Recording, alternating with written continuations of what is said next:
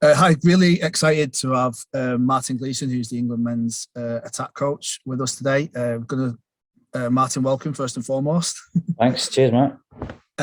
Yeah, we're going to sort of have a little chat about sort of how you look about building an attack and what sort of your coaching principles are around that. But I guess just for the coaches who are getting involved, sort of, do you want to give a little bit of a background of how you've ended up coming into the England setup in the last sort of 6 months?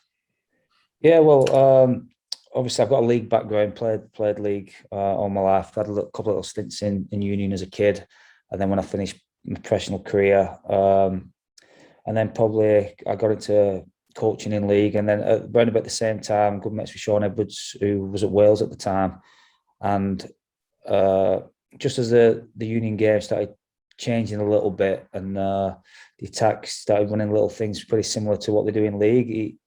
He'd get me up at his place, and we go through some of the international games, obviously. So you could say I was probably working for the enemy at that point.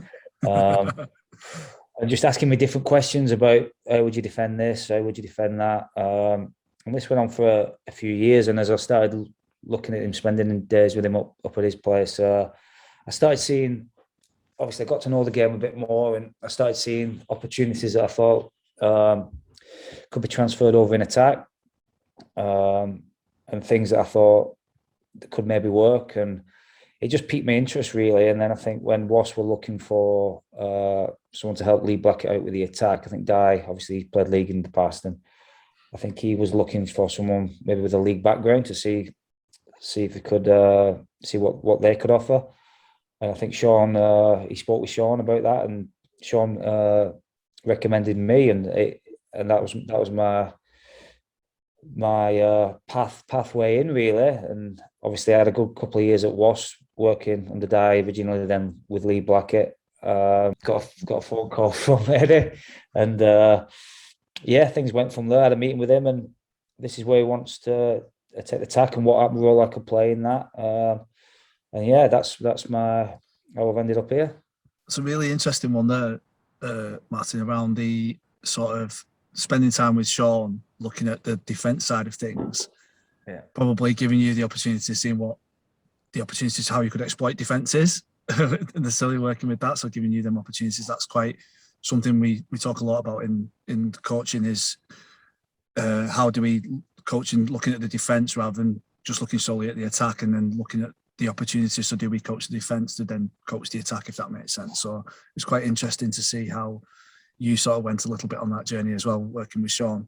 It's quite interesting. Yeah, well, I think you've always got to kind of reverse engineer it. I always reverse engineer it and say, like, well, if we're attacking like this, or if they defend like that, how would they want you to attack against them? Yes. You know what I mean? So that's their defensive style, right? So what do they want you to attack that way so they can shut you down? So you've always got to flip it backwards and forwards. I think don't just and that's just little variations in what you can do. But I always reverse engineer it. And when you was looking at the D and looking at how Sean wanted to defend things, and the attack that was playing against it, and he'd show me some good things what they've done, and I'm thinking, well, why would you attack like that against the D? You'd change this and you'd change that. So yeah, you don't always look at it from both sides. Put yourself in the other guy's shoes, and think what they'd want and what they'd least want. What would that defense not want you to do? Do you know what I mean? So I always look at it like that. That's really interesting. That's great advice. When you talked about, like you say, moved into Wasps and then coming to the England setup, when you are starting to look at how you are going to attack, have you got any key principles that you would sort of, either they're non-negotiables or things that you always want to implement first, or is it pretty much a blank page and see how you go? I think it's a blank page. I think first of all, I think you can only play with what you've got, as in the cards you dealt. So the players you've got have got certain skill sets. So you might coach one team, and you can't. I've seen coaches come into environments where I've been in before, and they try and bring the way they played at a different team to that team. And if you've got different players, it doesn't work. So I think you've got to always work with the skill set that the players have got. I think that's really important. And I think it's decision making. I like things based on decision making and having people looking up what the defence is doing and don't make too many pre-judged decisions, which you can do on set piece. I think you can get a flavour of how teams defend, and you can put some, but in generally, if the defence tells you what to do, really, and if you're not looking at the defence, are you making a decision on what you're going to do? So I like to not focus on too much on kind of say the errors, or it's whether the decision's a good decision that you've made. Yeah. So when thinking about that and how you would sort of go into your coaching role, there's a lot of your practice and your coaching based around decision making then in terms of making good decisions in attack. Good decisions, and that's not just an individual, that's collective. So this information flow, I think the guys are in the best position to see where the space is, passing that information on and making decisions accordingly. And that's where I help them as well. So I can say that from this kind of scenario against this team, there's a high probability there's going to be space over there, and they've just got to confirm it on the pitch. So that's where the coaches and the players can work together. Not be too rigid, but give them a good idea of what they're going to likely to face. And then it's up to them to just say, this is on or it's not on. But give them a bit of a good heads up and do your own work beforehand. I like that phrase. They let the players confirm it on the pitch. Like sort of, okay, yeah, go and assess it. And this is what we think might happen, but actually you've got to make sure we're looking and seeing if that is the picture that's being painted for us in front of us. So yeah, that's really interesting. It's passing information along. So say like a 10 who's might be standing at first receiver, he's got to look at the ball coming from the 9. He's got all these people in front of him. He can't always see everything that's going on. The guys outside him have got to help him and pass information along. So it's a team responsibility, or your spine of your team, your 9, 10, 12, 15, depending on what kind of players you've got in them roles. It's a collective.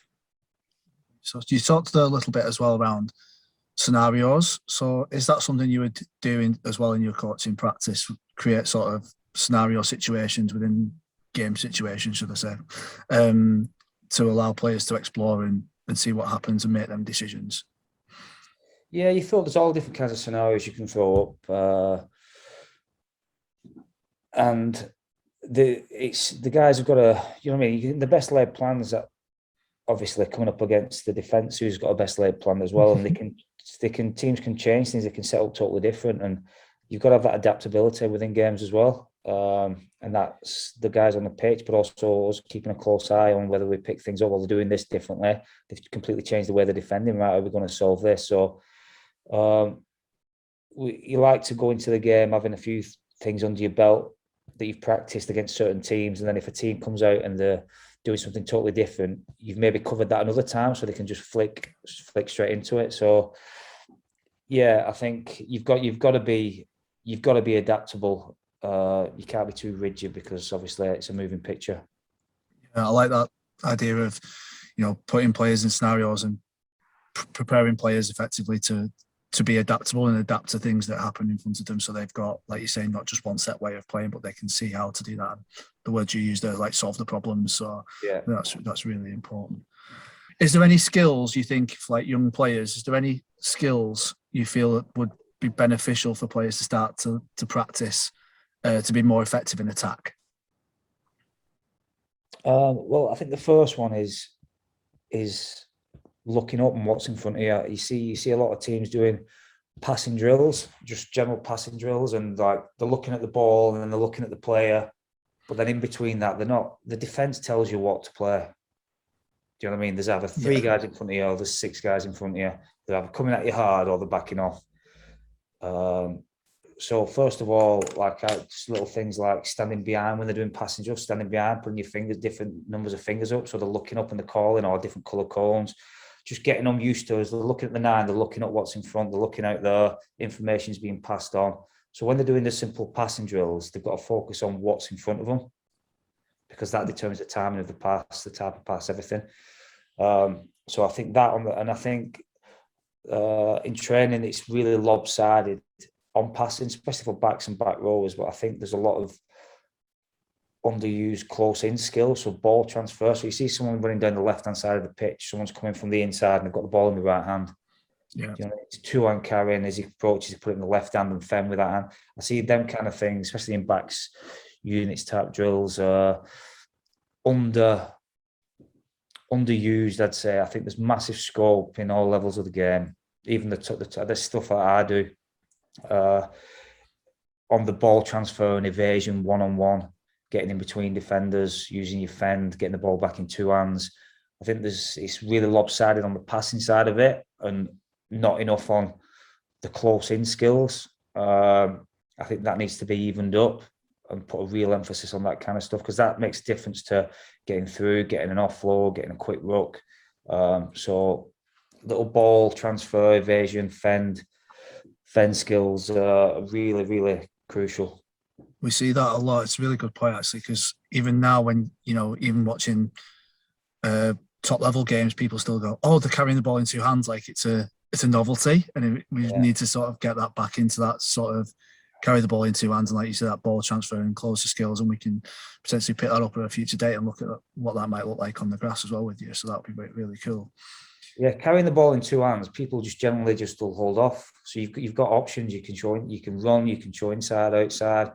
Plus, when someone comes, if you've got the ball tucked under your right wing, someone comes at you from that side, you either have to, if you've got no fend, which is a big weapon, or it's going to take time to transfer it to the left and fend. If you got it in two hands, your decisions are way easier, and it's a massive weapon for centres, fullbacks, wingers, halfbacks, back rowers.